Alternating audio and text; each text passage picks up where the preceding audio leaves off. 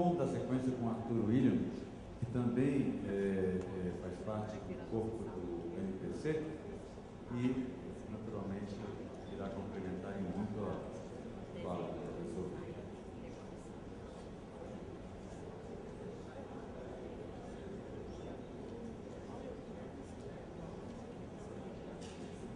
Bom, gente, boa tarde para vocês que estão presentes aqui no Conafisco. Queria começar com uma provocação que o Vitor fez para que cada um crie sua mídia. Queria fazer uma pergunta para vocês. Uma padaria sobrevive vendendo pão, não é verdade?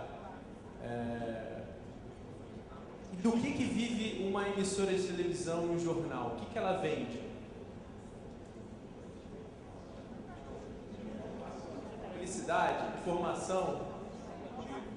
Oi? Mentiras, propaganda. O que na verdade essas emissoras de televisão, jornais vendem para ganhar dinheiro? Às vezes a gente pensa que é notícia, que é na verdade a propaganda, ou que é mentira, ou que seja lá o que for. Mas o modelo de negócio da mídia brasileira, que é copiado da mídia americana, ele é baseado na venda de audiência. Então, na verdade, eu produzo notícias para ter audiência, eu produzo uma novela para ter audiência e poder vender essa audiência para o meu anunciante. Então, quanto mais audiência eu tiver, mais dinheiro eu vou ganhar com a minha publicidade. E com essas novas mídias aparecendo, até pouco tempo atrás eu tinha um monopólio, né? Lá em casa só pegava a Globo. Eu moro na Zona Oeste, morava, né, na Zona Oeste do Rio de Janeiro, onde só a Globo pegava. Então não pegava nem em outras emissoras. Então era um monopólio daquelas emissoras abertas. Depois apareceu a TV por assinatura, depois a internet, a gente começou a pulverizar essas possibilidades de acesso à informação. Com isso, a audiência foi se dispersando nas diversas mídias. Com isso, a arrecadação dessas emissoras vem diminuindo. Então essa comunicação industrial que a gente conhecia, de produção industrial de informação, produção industrial de notícias, produção industrial de novelas, de dramaturgia, ela não vai se manter, ela vai entrar em crise. Para vocês verem, vocês assistem televisão, vocês podem ver que a única emissora que sobrevive ainda de vendas de publicidade unicamente é a TV Globo. Todas as outras têm que vender a sua programação para pastor, para pai de santo, para padre, ou para venda de tapete, de anel, de relógio, não é verdade? Ou seja, a mídia tradicional que o Vitor falou aqui, ela está em crise. Esse modelo de negócio dela faliu. Então, por isso mesmo que ela é cada vez mais dependente do governo, cada vez mais pressiona o governo para que a verba publicitária estatal vá exclusivamente 100% para seu financiamento, que é contraditório, né? Porque se é uma mídia comercial, ela deveria ser sustentada pelos seus meios comerciais, né? Pela iniciativa privada, e não pela iniciativa pública, não pelo poder público. O poder público tem que financiar as emissoras do campo público, né? Que são as emissoras estatais, que são as emissoras comunitárias, sem fins lucrativos. Então a gente vive uma contradição. Então por isso queria fazer um chamado para vocês que são de sindicatos, que são de federação, da própria federação, que financie a mídia alternativa. Com a crise da mídia comercial, é cada vez mais importante a presença e a criação de novos meios, como o Vitor falou. Mas não existe almoço grátis, né, Vitor? O Vitor foi almoçar aqui comigo, a mulher perguntou ali, qual é o seu quarto? Para anotar. Então, alguém tem que pagar. O Vitor falou, tá, eu estou no quarto do Arthur, ou seja, eu vou ter que pagar o almoço do Vitor. Então, eu posso criar o meu meio, muito legal, mas alguém precisa pagar isso, já que não existe almoço grátis. Então, quem vai pagar? As TVs, rádios e jornais de movimentos sociais, o próprio movimento social. Então, nós temos que se sentir responsabilizados pelo financiamento da mídia alternativa, da mídia sem fins lucrativos, da mídia que não é essa que o Vitor falou, como o Vitor fala, da mídia contra-hegemônica, né, da comunicação contra-hegemônica, porque não existe almoço grátis. Então, se no Brasil esse tipo de comunicação é sinônimo de quê? De pobre, rádio comunitária, por exemplo. Qual a diferença entre uma rádio e TV comunitária de uma rádio e TV comercial? Fala, pô, a rádio comunitária é pobre, não tem equipamento, a TV comunitária a imagem é ruim, já na Globo é Full HD, maravilhoso, as pessoas são bem arrumadas, o áudio é maravilhoso. Mas por que isso? Por causa realmente do financiamento. Se existisse financiamento para a mídia alternativa eficaz, tanto da parte do governo quanto da parte do próprio movimento social financiando, a gente conseguiria ter uma comunicação de qualidade com um viés contra-hegemônico, para construir outra sociedade. Feita essa apresentação inicial, queria mostrar aqui, está no telão, um pouco do que eu preparei para trazer aqui, sobre esses movimentos recentes, né, que a gente chama de revoltas de junho, mas que vem acontecendo no mundo já há algum tempo, a partir da Primavera Árabe, o Occupy Wall Street, os indignados na Espanha, entre outras revoltas, vem trazendo toda uma possibilidade de novas formas de comunicação, principalmente da comunicação digital. Então, aqui no Brasil, a gente vive recentemente um processo que é chamado gentrificação. O que é gentrificação? É o encarecimento da vida nas áreas centrais da cidade, a partir da presença do poder público, vai lá e faz obra, aí se torna muito caro viver naquele espaço e as pessoas têm que fugir para as regiões periféricas da cidade. Eu mesmo vivi isso. Morava lá no Rio de Janeiro, né, na capital, e por conta do encarecimento da vida tive que morar na Baixada Fluminense, Duque de Caxias. Então, é um processo que muita gente tem vindo. A UPP, por exemplo, o Vitor não tocou, mas a Unidade Política Pacificadora, o que faz na favela? Ela entra na favela, leva uma série de benefícios. Não vou tratar aqui do problema policial, que é muito grande, do controle militar daquele território, mas torna cada vez mais caro a vida das pessoas ali, fazendo até a própria especulação imobiliária. Para vocês verem, um barraco dentro do Morro Santa Marta, no subsolo de uma casa, onde não tem nem ventilação, o aluguel é R$700 por mês. Então, para vocês verem como a especulação imobiliária chega também nas favelas que tem a UPP. E com isso, essas pessoas têm que encontrar um outro lugar para viver e vão morar na periferia. A privatização de espaços públicos também, então espaços que eram abertos ao público são privatizados, são colocados sob a organização da iniciativa privada. Os estádios são um exemplo disso, que eram estádios, boa parte deles públicos, e que fizeram a reforma, foram privatizados. Os aeroportos agora também, na última leva, foram privatizados. Esse processo de gentrificação, ele vai afastando as pessoas do espaço público das regiões centrais, ou seja, o direito à cidade é negado a essa população. Então, lá no Rio, para dar um exemplo mais do que eu vivo de perto, a gente tem a Vila Autódromo, que é uma favela ao lado do Autódromo Nelson Piquet, onde vai ter as Olimpíadas, que está lutando contra a remoção. A comunidade do Horto, que fica no Jardim Botânico, uma área abastada da cidade, também lutando com a remoção. E, por outro lado, a gente tem uma tentativa de reocupação de espaço público. Então, são diversas ocupações em diversas cidades do Brasil, tentando reocupar esse espaço que foi retirado por conta desse momento dos mega eventos. Então, tem várias ocupações, tem a Ocupa Câmara, tem a Ocupa Leblon, lá na frente da casa do Sérgio Cabral. Então, estou falando de ocupações físicas. Mas também há um outro tipo de ocupação, que é uma ocupação midiática. Ou seja, essa mídia não nos representa, ela não dá espaço para a gente. Quando dá espaço é para criminalizar, é para distorcer e é para não mostrar a verdade, mostrar mentira nesse caso. Então é preciso que nós mesmos ocupemos essa mídia. E aí a gente tem uma série de iniciativas, está aqui a Raíssa da Mídia Ninja, e a Mídia Ninja é um grande exemplo disso, né? Que é a transmissão, por um lado a transmissão... Oi? Tá o carioca lá, o Felipe, que foi até detido.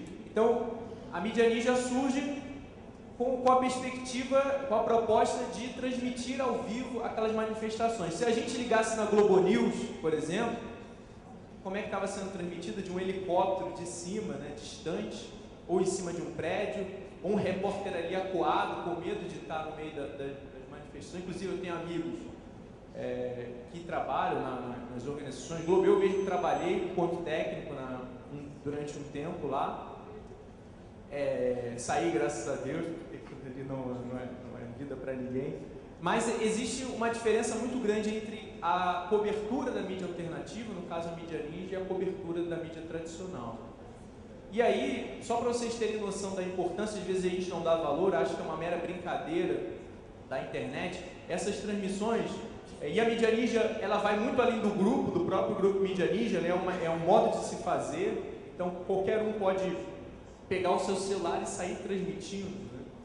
Então, a mídia ninja, a ninja acaba sendo mais uma identidade que é comum a todos. Então, todo mundo pode ser ninja. Assim como o subcomandante Marcos era lá no Exército Nacional de Libertação, o Exército Zapatista de Libertação Nacional. E aí, para vocês terem uma noção, cada transmissão dessa chega a ter aí... teve teto aí de 25 mil pessoas ao mesmo tempo, mas em geral chega, somando as diversas pessoas que estão transmitindo, a 5 mil, 10 mil, 15 mil pessoas. Isso é uma audiência muito maior do que muita rádio comercial que tem aí, é uma audiência muito maior do que muita TV por assinatura tem, e do que muita TV UHF tem. Então, a gente não pode menosprezar essa ferramenta que nós temos hoje, que é barata, que é fácil de se fazer, qualquer um pode fazer, integrado a uma rede de mídia ativistas que está crescendo. Você também tem uma possibilidade de trabalhar a questão lúdica. Então, o Vitor Gelotti, quando ele fala, diferentemente da minha fala, ele é bem mais lúdico. Ele fala palavrão, se mexe, provoca, brinca. E isso traz uma interação muito maior, não é verdade? E aí tem gente que procura outras formas de se comunicar, como por exemplo com a charge. Então o Latuf é um grande exemplo disso. O Carlos Latuf é um chargista lá do Rio de Janeiro, que agora está morando em Porto Alegre, que teve um papel fundamental na Primavera Árabe. Suas charges, que dispensam até legenda, né? Você não precisa dizer nada nessa charge, por exemplo, todas as suas charges dialogam com o mundo inteiro. Então o Latuf começou a fazer charges sobre a questão da Primavera Árabe, do Egito, da Líbia, entre outros países, e as pessoas de lá faziam camisas com as charges deles, faziam banners com suas charges, ou seja, através de uma produção de uma mídia lúdica, de uma mídia que dialoga, valia muito mais do que falas e falas e falas de pessoas, discursos, do que vários vídeos, do que várias intervenções. Então, uma produção muito importante para aquele momento e para esse momento atual que a gente está vivendo, dos mega eventos também, de todas essas revoltas a partir de junho. O Latuf brinca que se você chegar no Egito, ele esteve lá no curso da NPC esse final de semana, se você chegar no Egito, o Latuf é um grande ídolo lá, todo mundo conhece. Ele fala do Brasil, você fala, eu sou do Brasil, as pessoas não perguntam a Pelé, Lula, não, perguntam Latuf. Você conhece o Latuf? Ele é uma grande referência lá nas revoltas, mas ele mesmo não pode entrar lá no Egito por conta de toda a reviravolta que teve lá, né, o golpe em cima do golpe. E então o Latuf, efetivamente, ele é muito querido lá no Egito pela população, mas ele tem esse problema de chegar lá para falar. Outra questão que a gente pode utilizar para fazer a nossa comunicação são aplicativos. Quem aqui, gente, tem um aplicativo instalado no celular que tem aplicativo? Levanta a mão, por favor. Quase a maioria tem um smartphone. Agora, quem aqui de sindicato que tem um aplicativo para celular? Uma pessoa só. Então isso mostra, gente, que a gente precisa, ao fazer comunicação, entender de que forma as pessoas acessam a mídia, de que formas as pessoas consomem, né, a mídia, para a gente fazer comunicação. Porque muitas vezes a gente está gastando energia numa comunicação que é muito legal, que eu sei fazer, que eu gosto, mas efetivamente ninguém está lidando com aquilo. Ninguém está mais interagindo com aquilo, e a gente pode dialogar de outra forma. Então, produzir aplicativos para celular, já que hoje a ideia é que todo mundo esteja preso no celular, a gente vê isso, eu estou aqui falando, tem várias pessoas, nem mais no laptop, né? Está todo mundo no celular aqui.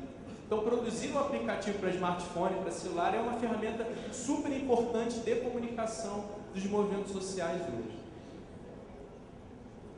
E tem uma outra dinâmica que é o chamado artivismo, que é intensificar cada vez mais essa questão lúdica que eu falei aqui do Latoufe, que trata de uma forma lúdica. A gente tem outras formas. Então, para dar um exemplo do Projetação, que é um coletivo, mas que também é uma prática, já que a gente não pode ocupar, por exemplo, vocês vão fazer uma manifestação, tem o problema de ter que juntar muita gente, principalmente quem faz manifestação em Brasília sabe disso, que para você ocupar um espaço, fazer um ato realmente de visibilidade, você precisa de um número muito grande, que a esplanada do Ministério, 1 milhão de pessoas é pouca gente, fica vazia. Então, um outro modo de você fazer manifestação é projetar. Então, o coletivo Projetação, ele faz projeções em cima de prédios públicos com algumas mensagens. Então, fizeram lá no Ministério de Turismo, de Minas e Energia, para Dilma ouvir os povos indígenas. Lá no Rio, fizeram na casa do Sérgio Cabral, falando fora Cabral. Lá em São Paulo, fizeram contra o Alckmin. Minas Gerais, fizeram lá contra o Anastasia. Então, é uma forma de você visualmente e repercutir isso nas redes sociais, ou seja, tornar viral, de uma forma muito simples. Claro que isso não descarta a possibilidade da mobilização real, da mobilização da ocupação física, que é importante, como eu falei anteriormente, mostrando as ocupações físicas, mas esse tipo de ocupação midiática também é muito importante e tem uma repercussão muito boa, até internacionalmente. Tem também a questão dos vídeos. Vocês devem conhecer o Porta dos Fundos, não é verdade? Que é um grupo que faz vídeos para a internet, tem até o Fábio Porchat, entre outros, que faz sucesso na televisão também, mas que na internet encontram liberdade para tratar até de temas polêmicos e dialogar de temas muito polêmicos, né? E dialogar de forma lúdica em cima daqueles assuntos. Então tem ativistas, né, no caso, ativistas da arte, que têm utilizado essa ferramenta de produção de vídeo para criticar uma realidade. E isso, às vezes, é muito mais fácil você explicar algo a partir de um vídeo do que fazendo aquele jornal que o Vitor detesta, né, que não tem uma imagem, que não dialoga com ninguém, que a pessoa pega aquilo e joga no chão, que não vai ler efetivamente. Então você gasta uma energia até financeira para fazer o jornal e financeira para mandar rodar, para mandar distribuir um panfleto, e um vídeo que você faz, você consegue dialogar muito mais do que seria esse material impresso ou uma faixa que você coloca num determinado local. E além disso, por conta da internet se estender a todo mundo, você consegue o apoio de outras categorias. A partir de um vídeo que dialoga, você consegue que outras pessoas que não efetivamente sejam da categoria entendam o que a categoria está passando e se somem àquilo.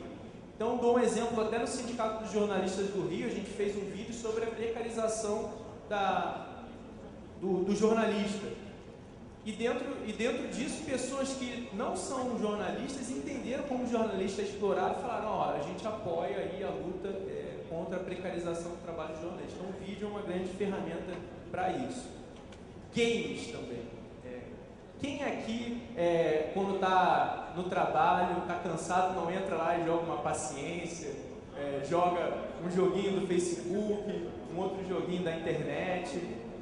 Os jovens, né, também usam muito essa geração. A partir dos anos 80 tem o videogame como uma ferramenta quase que indispensável. A indústria de games é uma das maiores indústrias do mundo. Por que não fazer um game para dialogar com determinada situação, para tratar de determinado assunto?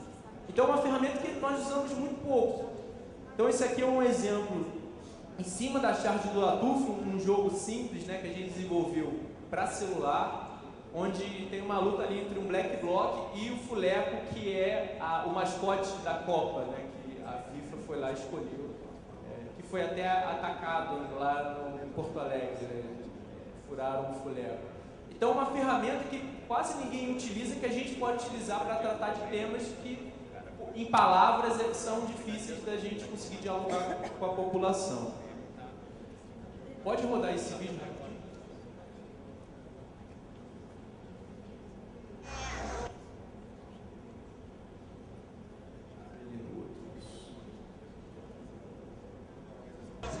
comunicação é fundamental nas mobilizações de movimentos sociais e sindicatos.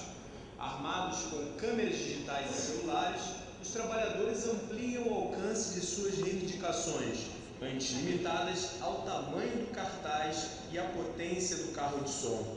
As informações são publicadas imediatamente pela própria categoria. De outro lado, a velha mídia conservadora acompanha tudo de longe, sem conseguir mostrar o que realmente acontece. Por isso, a importância de cada um fazer sua própria comunicação, seja publicando fotos nas redes sociais, transmitindo tudo ao vivo ou até mesmo fazendo um vídeo de convocação. Comunicar é uma tarefa de todas as pessoas. Só assim conseguiremos as vitórias desejadas.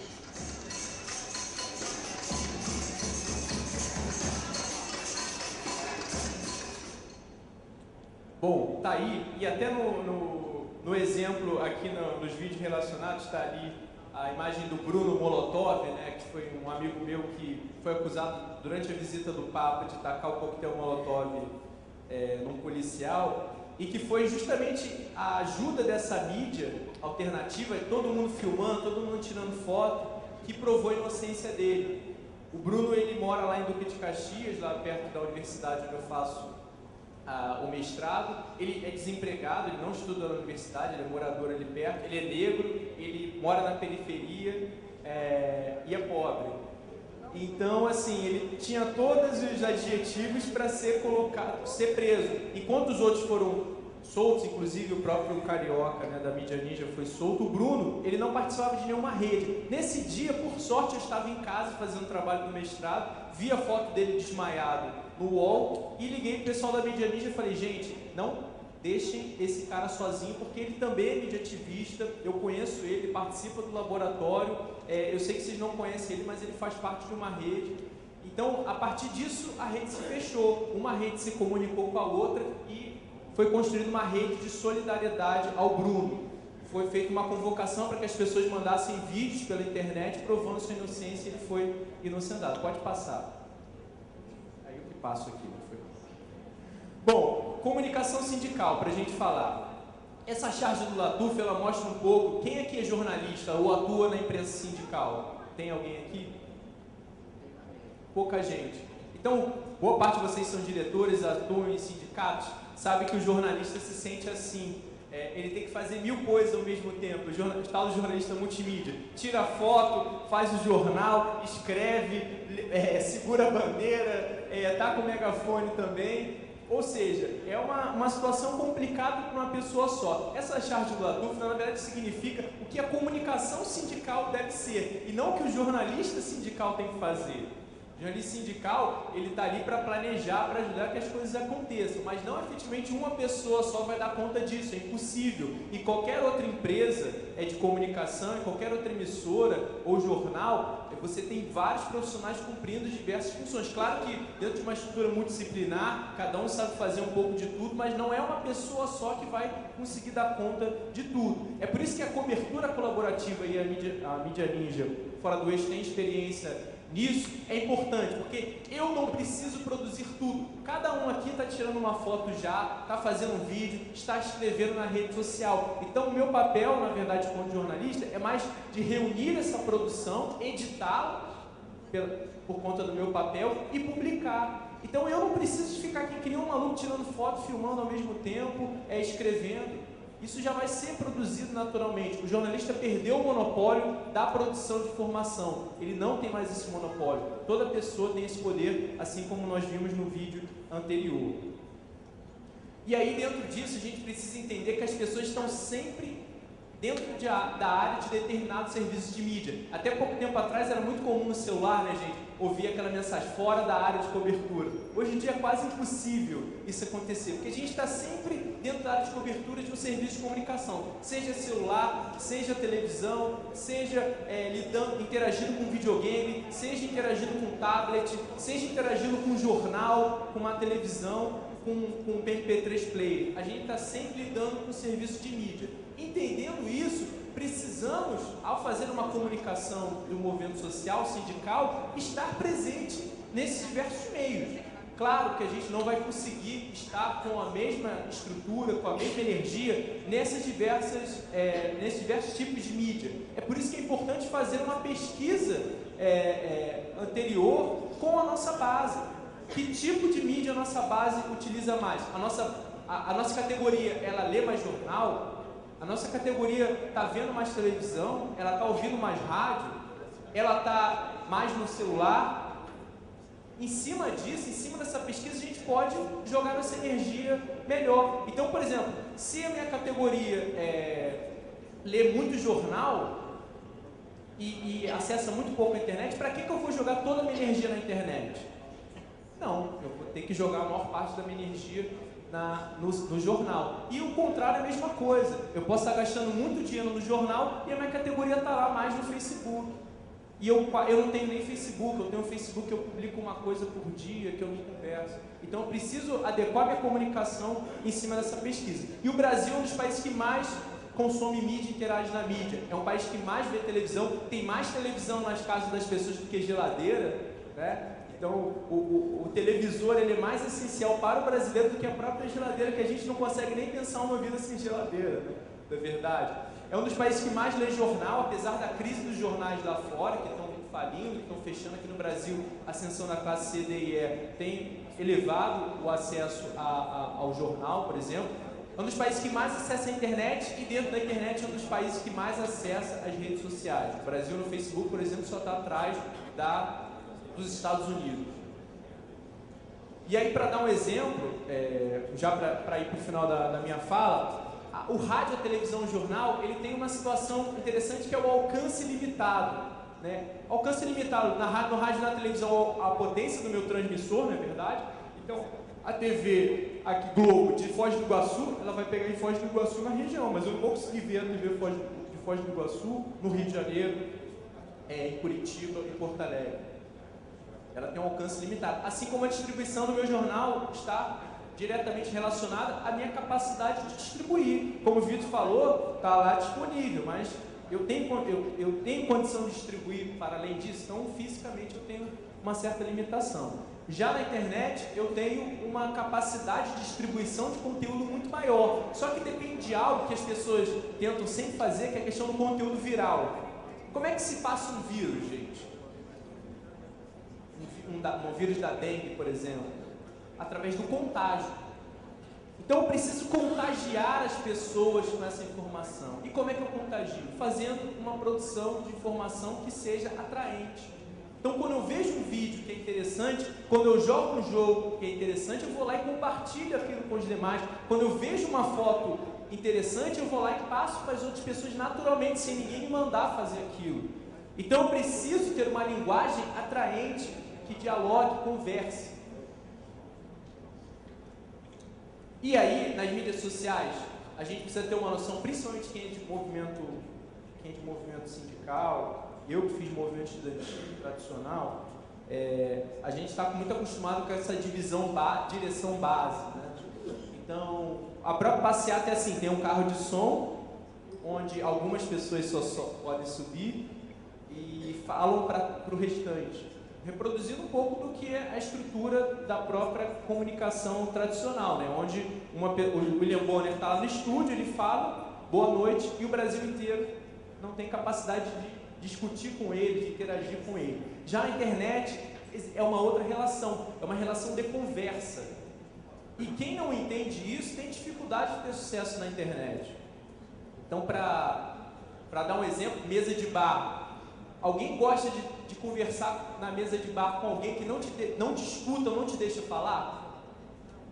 É muito chato. Você está lá sentada, a pessoa fala, não te dá tempo de falar, e quando você fala, ele ignora solenemente. Isso é muito chato. Você vai trocar de mesa, você nunca mais vai querer conversar. Na internet é a mesma coisa. Se você está lá querendo conversar com alguém na internet, ela não te responde, ela não interage, você esquece ela. E aí, a gente precisa ter uma noção de que nas mídias sociais as pessoas são muito mais importantes que as instituições. Então, trago dois exemplos aqui. Um do Luciano Huck, que tem lá 11 milhões de pessoas curtindo, dados aí desse final de semana, e o programa dele tem 5 vezes menos, mais ou menos. Vocês que são fiscais que são melhores de matemática do que eu, mas bom. O PT, por exemplo, Partido dos Trabalhadores, tem muito menos seguidores do que o Lula. Por que isso? Porque ninguém quer conversar com uma instituição, ninguém conversa com um programa de televisão. As pessoas conversam com um apresentador. As pessoas não conversam com o partido, as pessoas conversam com as lideranças do partido.